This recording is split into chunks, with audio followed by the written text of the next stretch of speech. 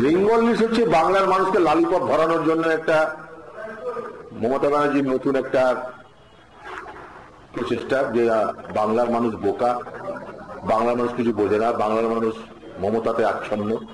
স্বাভাবিকভাবে মমতা ব্যানার্জি যা বলবে বাংলার মানুষ তাই মেনে নিবে, এইরকম একটা ভাবনার দ্বারা তিনি প্রভাবিত হয়ে বেঙ্গল লিডস নামক একটা যাত্রাপালাকে তিনি বাংলার শিল্প উন্নয়নের প্রতীক হিসাবে তুলে ধরার চেষ্টা করছেন। এগুলো কতগুলো কসমেটিক সার্জারি হচ্ছে। মনে করুন আমি সুন্দর না বা আমি সুন্দরী না, কিন্তু আমাকে জোর করে সুন্দরী সাজাতে গেলে সেখানে নানা রকমের কসমেটিক ব্যবহার করতে পারি নিজেকে সুন্দরী বলে বা সুন্দর বলে প্রতিষ্ঠা করতে গেলে।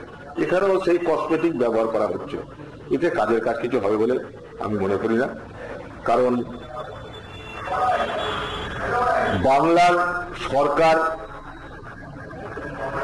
ইন্ডাস্ট্রিয়ালিস্টদেরকে, সে ডোমেস্টিক হোক বা গ্লোবাল হোক বা বিদেশি হোক, তাদেরকে বাংলার সরকার কি অফার করতে চাইছে সেটাই আমরা জানলাম না।